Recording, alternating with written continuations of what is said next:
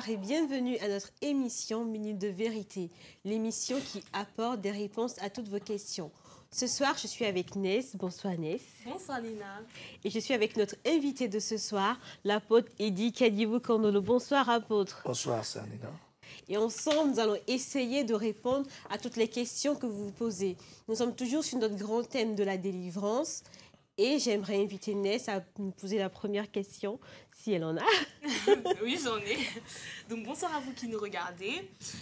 Apôtre, dans toutes les émissions précédentes, on a pu voir qu'il y avait donc plusieurs types de délivrance, plusieurs dimensions de délivrance. Oui. Et nous, on aimerait savoir ce soir s'il y a des conditions essentielles pour parvenir à la délivrance. Des conditions qui seraient communes à toutes les délivrances. Oui, merci Inès pour la question.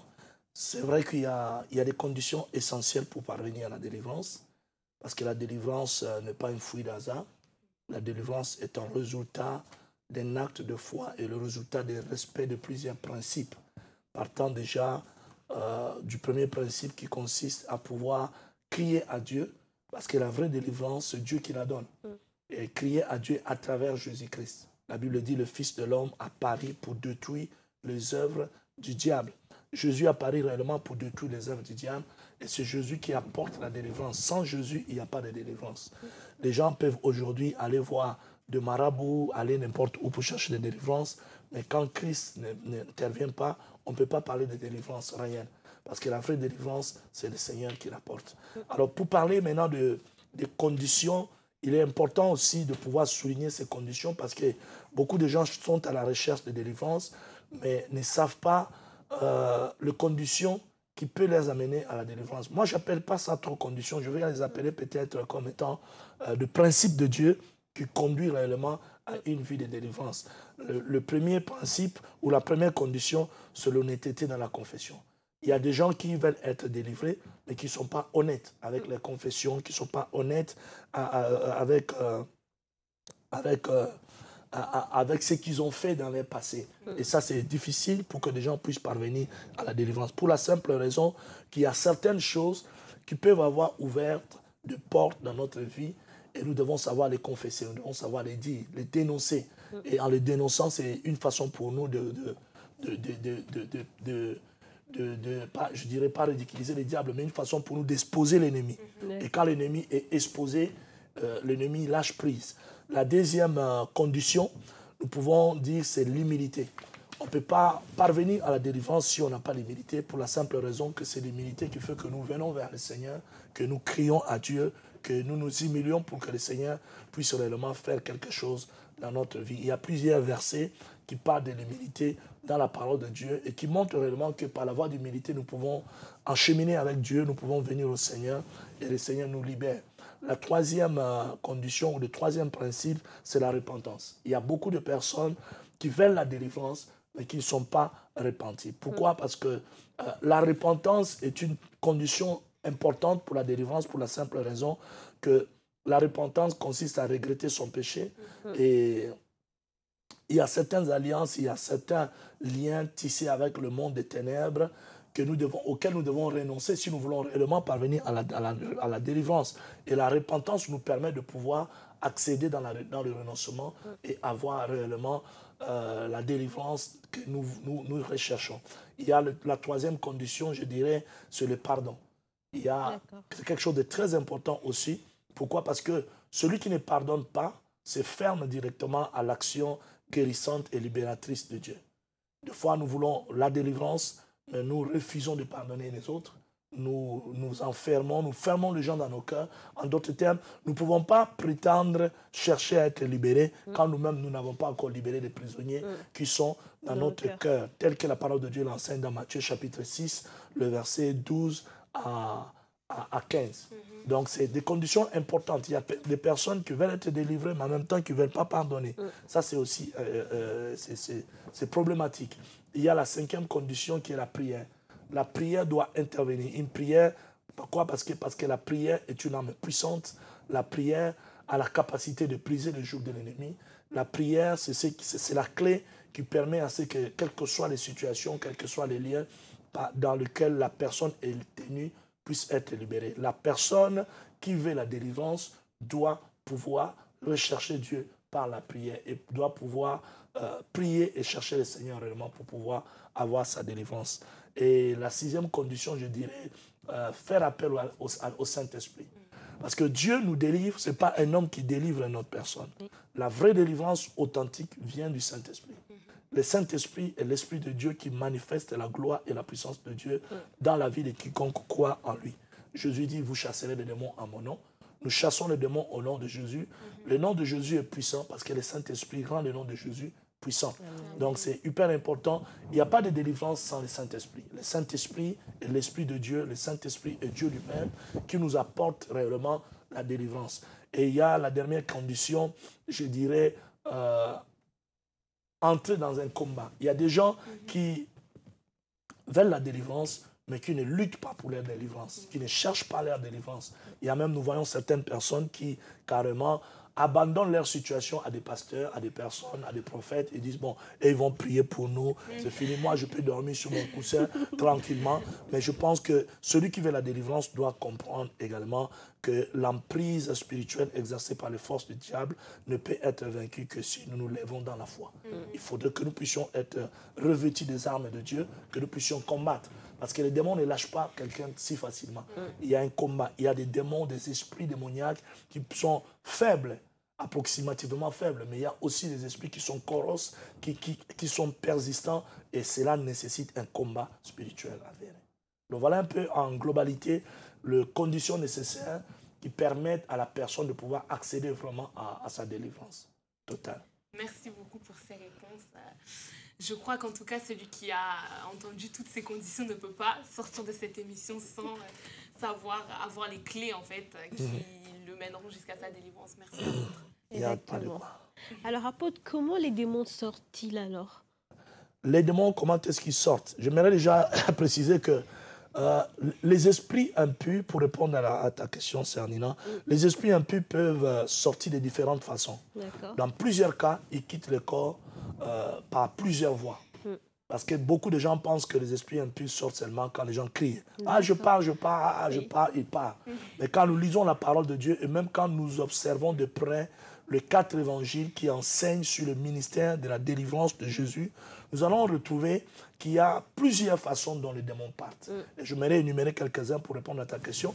La première façon, c'est les démons peuvent partir par la bouche. Pendant que nous chassons, il y a des démons qui partent par des pleurs, il y a des démons qui passent par des rugissements, il y a des démons qui passent par des cris perçants. Il y a des démons aussi qui peuvent partir par des hurlements, par des bâillements. Vous voyez quelqu'un qui commence à bâiller pendant que la prière chauffe, il bâille, comme s'il est fatigué. En fait, c'est des démons, des esprits impurs qui sont tentés de partir. Et d'autres, carrément, la personne commence à pleurer. Il ne sait pas pourquoi il pleure. Il pousse des cris, des larmes, comme s'il a une douleur ou il y a quoi. En fait, ce n'est pas lui, c'est dans la subconscience. L'esprit impur qui le tenait est tenté de lâcher. Les démons, toujours par la voie de la bouche, nous pouvons voir, de fois même, il y a de tout. La personne attrape une tousse subite, il commence à tousser. Il tousse, il tousse, il tousse. Et pendant qu'il tousse, ses esprits partent. Ça fait partie de la manière dont les esprits impurs partent. D'autres partent par des rires. Vous voyez quelqu'un, pendant que la prière chauffe, la personne commence à rire. Alors si tu n'as pas de discernement, tu pourrais te dire que bon, le démon est en train de se moquer de toi. Mais en fait, il y a des démons qui partent en riant.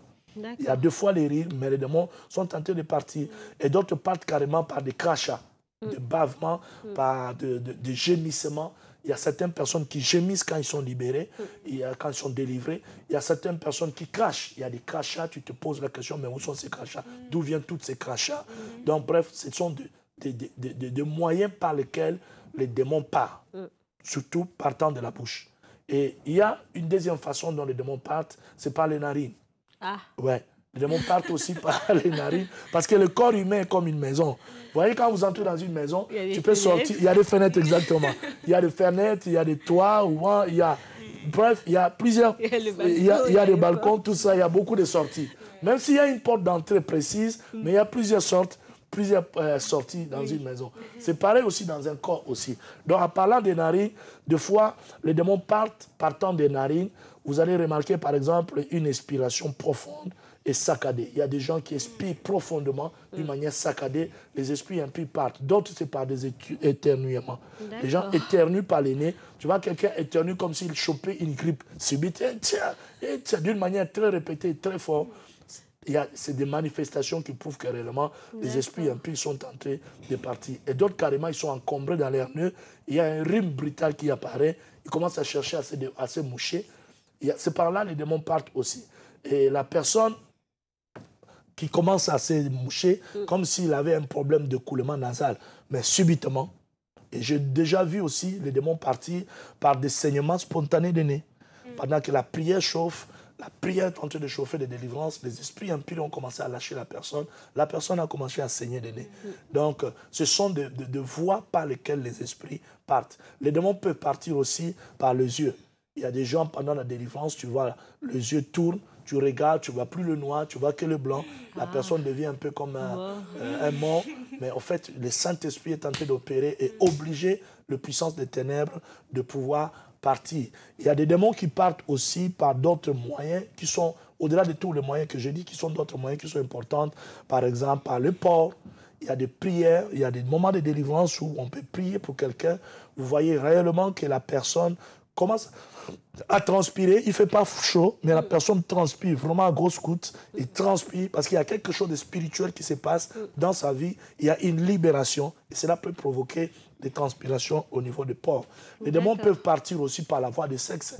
La voie de sexe dans le sens où, pendant le moment de délivrance, il y a des gens qui peuvent avoir une envie subite d'aller uriner ou de faire pipi.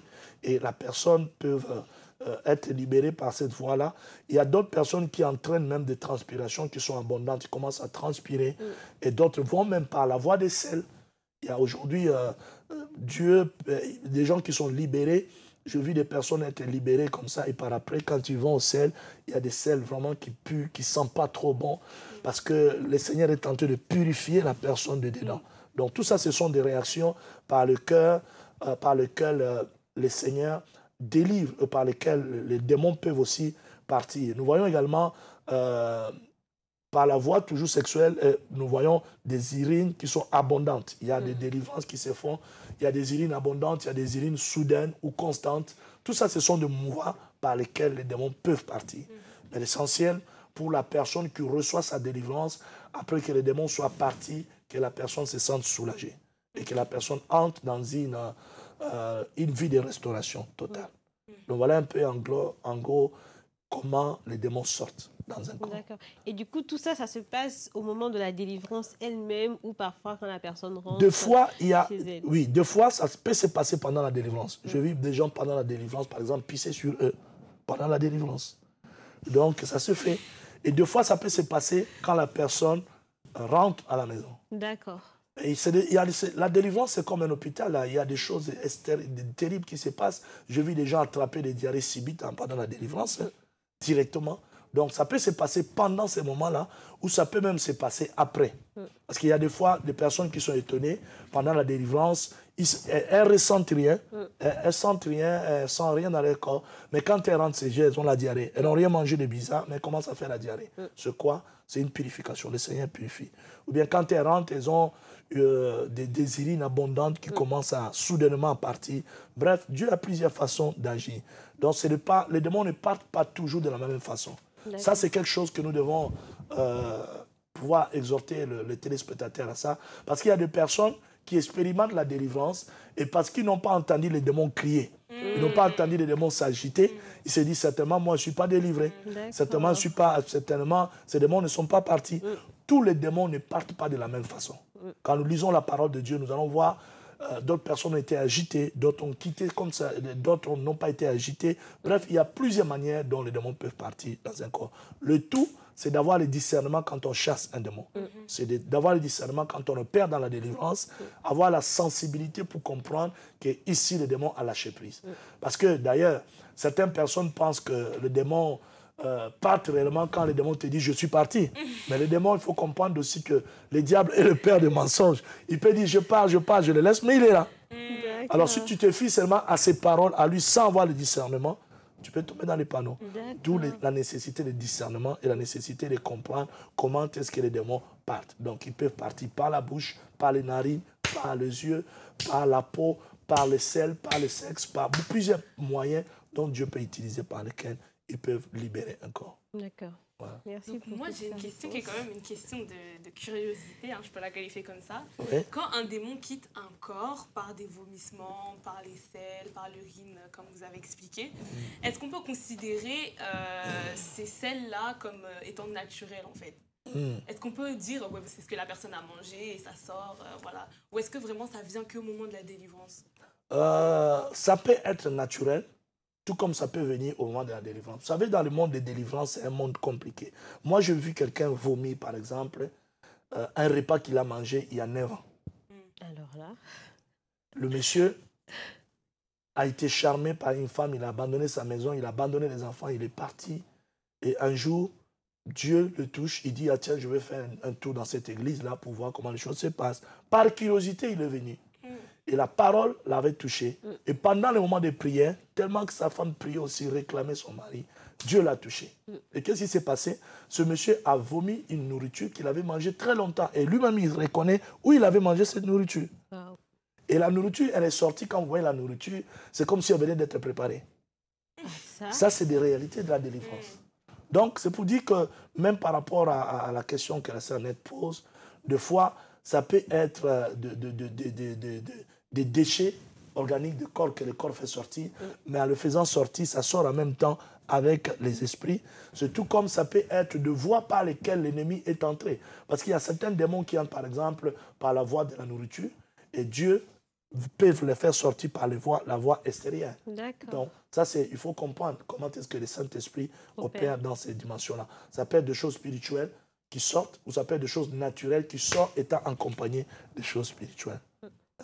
D'accord. Et du coup, j'avais une autre question aussi sur ce que vous avez dit, sur le fait que parfois certaines personnes, parce que le démon n'a pas crié ou s'est pas manifesté par des pleurs ou des choses visibles, on va dire, elles pensent qu'elles ne sont pas délivrées. Et comment ces personnes-là pourraient savoir, du coup, si elles le sont délivrées?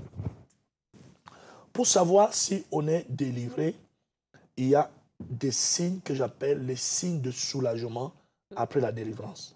Si nous prenons par exemple la parole de Dieu, si vous pouvez me permettre de les lire, dans Marc chapitre 5, le verset 15, là-bas la Bible dit, il vit auprès de Jésus, il vint le démoniaque, celui qui avait eu la légion, assis vêtu dans son bon sens, et il fut saisi de frayeur. Vous voyez? Il fut saisi de frayeur. Au fait, la délivrance produit chez la personne qui reçoit cette délivrance le soulagement. Et la délivrance aussi, celui qui reçoit le soulagement, on voit un changement, ou celui qui reçoit le soulagement voit lui-même le changement. Quels sont ces changements qu'on peut voir ou on peut remarquer? Premièrement, les forces oppressives vont disparaître. Il y a des personnes qui vivent les oppressions, et quand ils vivent la délivrance, ils ont ces changements, ils vont sentir que les oppressions sont parties, par exemple. D'autres changements que la personne peut voir, il y a la lourdeur que la personne ressentait, la quitter. Parce que les démons pèsent. Il y a des fois des personnes qui se sentent lourdes, non pas parce qu'ils ont du poids, ils n'ont plus du poids. Simplement parce que spirituellement, il y a un poids spirituel des démons qui les habitent et qui font à ce qu'ils sentent un peu de lourdeur. Mais quand les démons partent, il y a une certaine souplicité qui intervient spirituellement. Il y a des cas comme par exemple, quand les démons partent, tu peux ressentir également ton inquiétude est dissipée du coup. Il y a des gens qui vivent dans les inquiétudes parce qu'ils sont dans la captivité, mais quand ils sont libérés, leur inquiétude est dissipée. Et des fois, on peut ressentir le fardeau ou le poids s'est allégé. On ne ressent plus le poids, on est libéré, on se sent bien, on sent une liberté, on sent une certaine, je dirais, satisfaction. Parce que la délivrance ne laisse pas la personne indifférente. Quand le Seigneur délivre une personne, une délivrance authentique laisse des marques. Une délivrance authentique soulage réellement. La personne peut se sentir libérée, la personne peut se sentir, je dirais, va sentir dans son cœur une certaine satisfaction, ou carrément la personne peut même ressentir la joie du Seigneur dans son cœur. Mais par rapport au passage que nous venons de lire, vous voyez que cette personne, la Bible dit qu'il avait des légions, c'est-à-dire il avait tout un état de démons. Il y avait plusieurs démons en lui. Mais la Bible souligne, il dit, quand les gens sont venus vers Jésus pour voir cette personne, qu'est-ce qui s'est passé? Ils ont vu les démoniaques, celui qui avait eu des légions. Qu'est-ce qui se passe? Premièrement, il était assis. Lui qui était tout le temps agité, qui courait par-ci et là, poussé par les démons. Mais maintenant, il pouvait s'asseoir. Deuxièmement, la Bible dit, il était vêtu. Lui qui était possédé par les esprits d'exhibition. Il s'exhibait, il exhibait sa nudité. Mais parce qu'il a été libéré, parce qu'il a été touché par l'esprit, qu'est-ce qui se passe? La Bible dit, il est revenu dans son bon sens, il commençait à s'habiller. Alors quelqu'un qui le voit, il sait que le gars là, souvent il était nu. Mais comment il est habillé maintenant? Il y a un changement qui se passe. La délivrance amène un vrai changement. Amen. Une délivrance authentique de la part de Dieu doit amener des changements dans la vie de la personne. Nous voyons également, par exemple, dans le même verset, la Bible dit, il était dans son bon sens après qu'il soit délivré. Il était dans son bon sens. Lui qui avait l'habitude d'aller dormir au tombeau, aller passer du temps dans les cimetières, aller vivre dans les cimetières, c'était horrible pour lui. Et se faire des scarifications, se blesser partout. Maintenant, il était dans son bon sens. En fait, il avait perdu le bon sens. Parce qu'un homme de bon sens ne va pas aller dormir dans les tombeaux. Oui, ça, c'est vrai. Il ne va pas aller au cimetière. Déjà, tu auras la peur d'y aller, et puis tu te diras, mais non, là-bas, ce n'est pas un lieu où je peux aller dormir facilement, paisiblement. Mais lui, il y allait. Et quand il y allait, qu'est-ce qu'il se faisait? Il avait peur, les démons lui faisaient peur, parce que l'atmosphère même du cimetière, vous savez comment ça se passe. Donc, cet homme avait carrément changé. Il y avait des choses qui avaient changé. Il était devenu, il pouvait se revêtir, il pouvait se poser, il pouvait être dans son bon sens. Donc, la délivrance apporte toujours quelque chose de positif que nous allons ressentir dans notre vie. D'accord, merci beaucoup en tout cas, apôtre. C'est la raison pour laquelle, même sans te couper, si nous lisons dans la parole, dans les évangiles, nous allons remarquer même que quand Jésus chassait par exemple les esprits, je dirais les esprits de maladie par exemple dans la vie de certaines personnes, qu'est-ce qui s'est passé? Les gens étaient guéris directement. Oui. Oui. La personne recevait la guérison. Pourquoi la personne recevait la guérison? Parce que l'esprit a été chassé. Oui. On voit des paralytiques, l'esprit d'infirmité, des sourdités que Jésus chassait.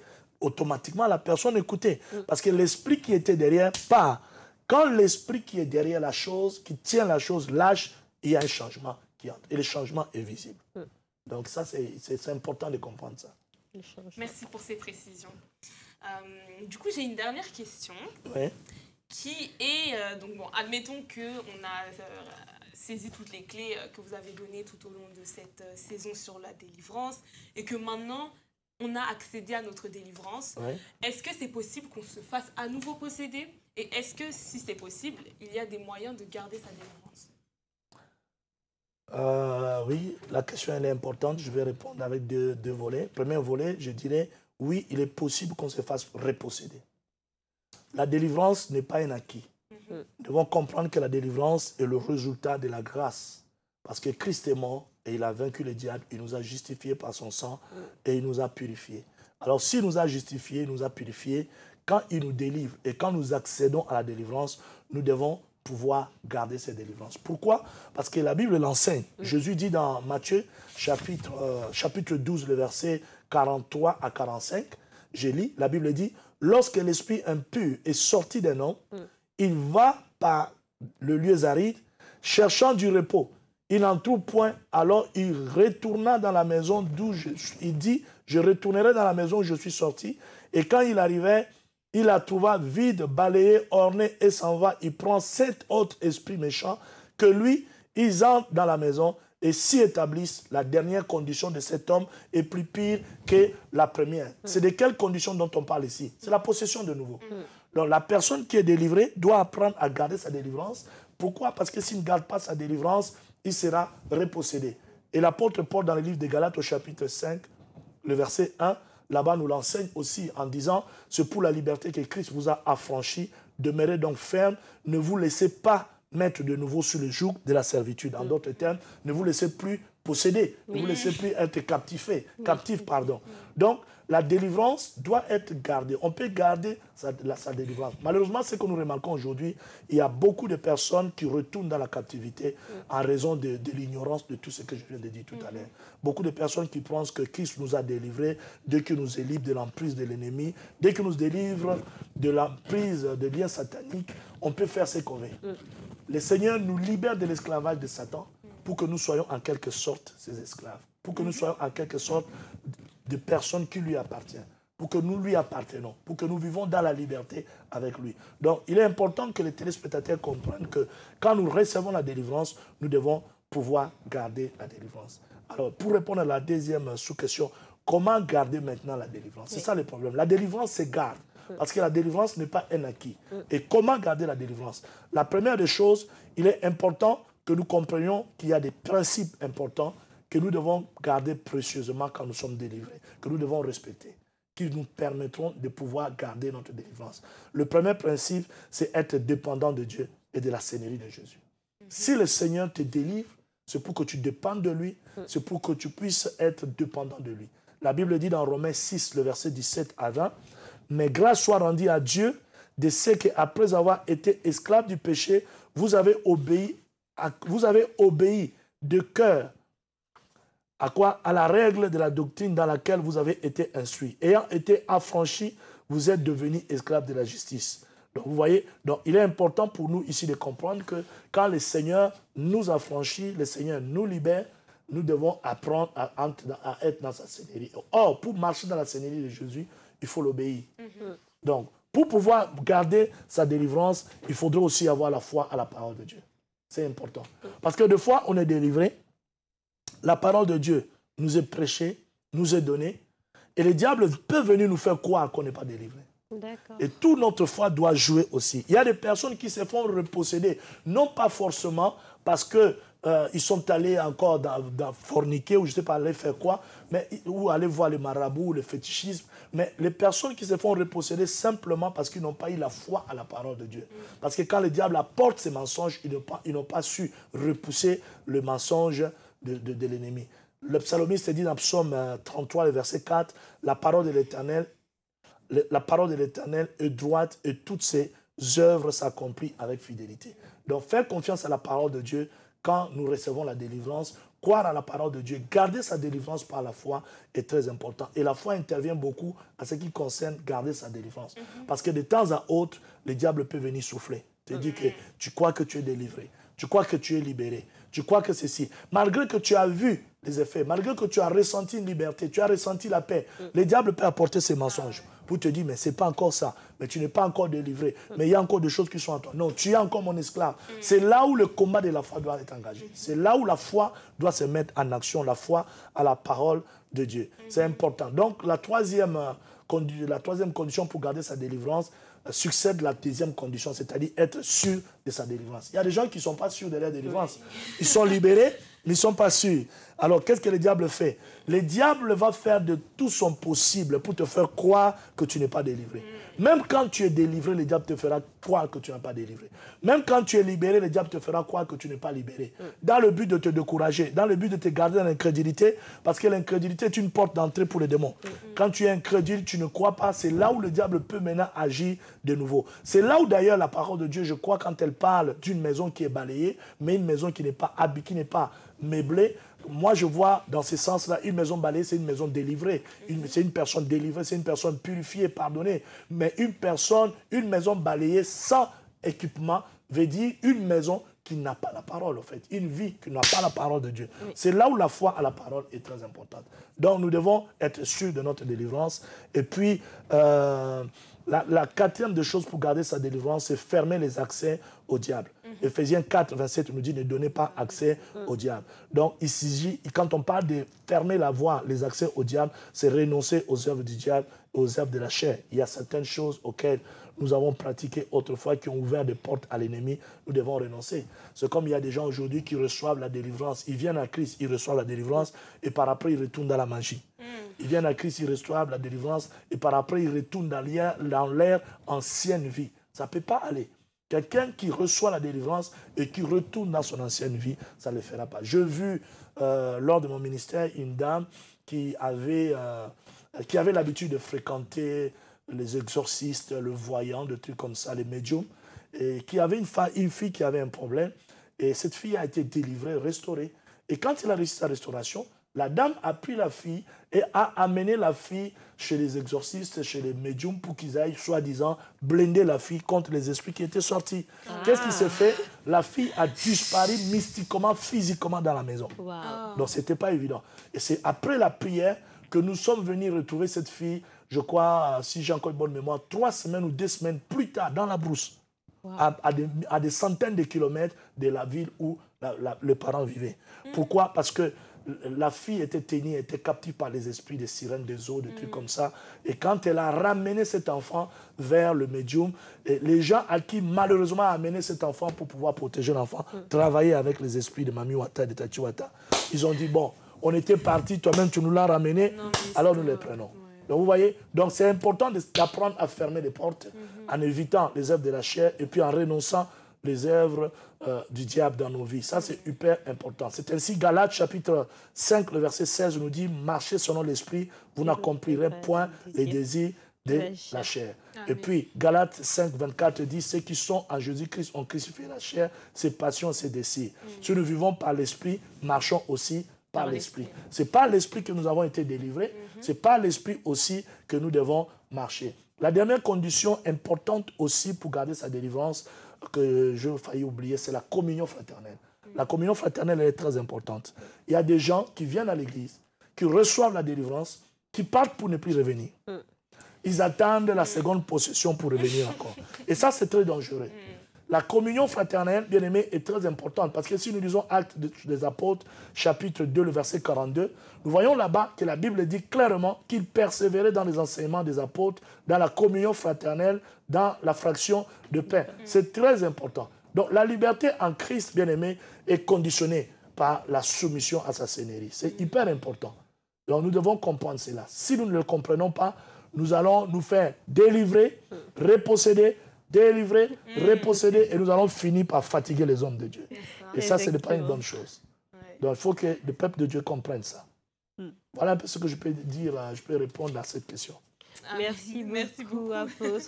Voilà, nous sommes déjà à la fin de notre émission. N'hésitez pas à aimer cette vidéo, à vous abonner sur la chaîne et surtout à partager autour de vous. Alors, apôtre, est-ce que vous avez un mot de fin pour ceux qui nous suivent? Oui, bien sûr, j'ai un mot de la fin. Je vais peut-être essayer de me tenir sur ce que Ness a donné comme question, en réponse à ce que j'ai donné, afin que nous puissions clôturer. J'aimerais encourager tous ceux qui sont à la recherche de véritable délivrance en leur disant que la délivrance est possible. Jésus délivre encore. Jésus est le même hier, aujourd'hui, éternellement. La délivrance est une grâce que Dieu a libérée dans l'Église. Et l'Église, aujourd'hui, a besoin du ministère de la délivrance. Quand on enlève la délivrance du salut, le salut perd tout son sens. Donc, il est important pour le peuple de Dieu de comprendre que le Seigneur veut leur délivrance, le Seigneur veut leur liberté. Il est important pour chacun, tout celui qui nous suit à ce moment, qui se sent tenu, captivé ou lié, ou je ne sais pas moi, oppressé, qui comprennent réellement que Jésus apparaît, comme la parole de Dieu le dit dans 1 Jean, pour détruire les œuvres du diable. Détruire les œuvres du diable, quand le Fils détruit les œuvres du diable, c'est une façon pour lui de manifester la délivrance. C'est ainsi dans Luc 4, il dit, l'Esprit l'a oint pour proclamer la délivrance aux captifs. Je vais encourager une âme ce soir pour dire, même si ton cas est un cas difficile, même si ton cas, à ce moment où tu attends cette vidéo, c'est un cas où tu as déjà fini de parcourir tous les marabouts de ton village ou tous les marabouts de ton quartier, où tu as déjà fini de parcourir tous les médiums, les voyants, je ne sais pas quoi moi, mais il est important que tu puisses oser avec Jésus. Amen. Il est important que tu cries à Dieu. Il est important que tu puisses demander au Seigneur la délivrance. Jésus est capable de te délivrer. Et si d'ailleurs tu as la grâce d'écouter le son de notre voix par cette émission, c'est parce que Dieu t'a déjà localisé. Laisse-moi te dire que ce soir, la localisation de l'onction de Dieu de la délivrance est en train de tomber sur toi maintenant. Amen. Et Dieu est en train d'opérer dans ta vie. J'aimerais prier pour, si vous me le permettez, pour ceux qui ont besoin de la prière à ce moment. Toi qui as besoin d'une prière à ce moment, toi qui as besoin de la délivrance, toi qui te sens oppressé, captif, toi qui te sens tenu par un lien quelconque, ce soir, par la puissance du Saint-Esprit, que l'onction divine qui apporte la délivrance aux captifs, t'apporte la délivrance au nom de Jésus. Je viens déclarer que tout lien démoniaque dans ta vie qui te tenait, qui te rendait captif, qui te ramenait en arrière, est brisé au nom de Jésus. Amen. Je prie maintenant, à cause de l'alliance de la croix, que toute alliance maléfique s'élevant dans ton village, s'élevant dans ta famille, s'élevant dans ton entourage, et qui combat contre toi, ce soir par la puissance du nom de Jésus, que cela soit brisé, que cela soit brisé, que cela soit brisé, que cela soit brisé, que cela soit brisé. Reçois la délivrance, reçois la restauration. Entre dans ta destinée divine et possède ton héritage en Christ à ce moment au nom de Jésus-Christ. Laisse que la puissance du Saint-Esprit et l'onction de Dieu puissent te localiser à ce moment et te faire du bien. Je déclare que cette année est une grande année pour toi, une année de délivrance pour pour toi et que cet instant est un instant où Dieu lui-même te visite, où la main puissante de l'Éternel te libère de toutes tes chaînes, te libère de tout envoûtement, te libère de toute maladie démoniaque, te libère de toute malchance, te libère de toute phénomène femme ou homme de nuit, au nom puissant et glorieux de Jésus. Amen. Que la restauration soit totale dans ta vie. Amen. Et que tu vives la liberté, la délivrance dans le nom de Jésus-Christ. Amen. Amen. Amen. Amen. Amen. Nous nous retrouvons à la prochaine émission. Bonne soirée. Bonne soirée. Que le Seigneur vous bénisse.